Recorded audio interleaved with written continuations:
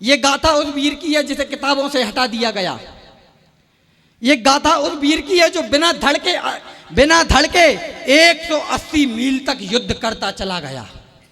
ये गाथा उस वीर की है जिसके कारण अकबर थर-थर कांप गया था। कल्ला राठौड़, रणबंका राठौड़, शादी हुए कुछ पल ही हुआ था, हवन वेदी पे बैठा हुआ था। थोड़ी सी भूमिका लूंगा दादा।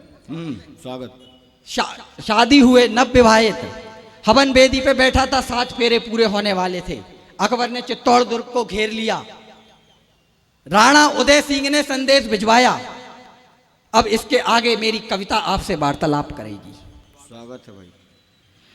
पल भर में प्रेम मोह के बंधन में बंधने वाला था। पल भर में प्रेम मोह के बंधन में बंधने वाला था, अपनी नववधु के रूप के दर्शन करने वाला था।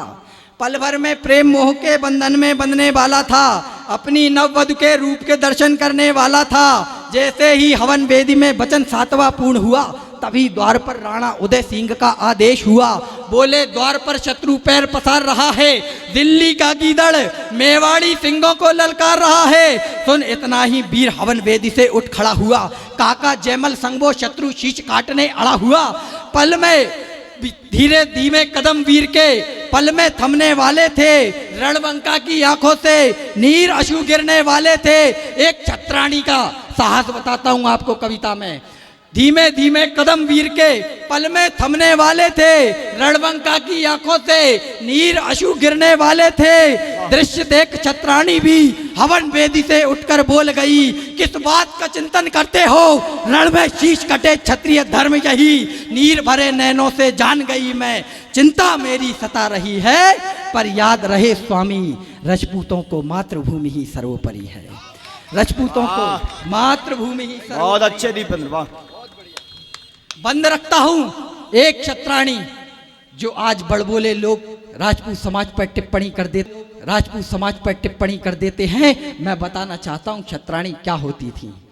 वचन ले रही है नवविवाहिता, चेहरा भी नहीं देखा, वचन लेती हैं। वचन दीजिए लौट के आओगे हर एक परिणाम में। वचन दीजिए लौट कर आओगे हर एक परिणाम में। मैं भी यहीं खड़ी रहूंगी आपके अंतिम प्रणाम में।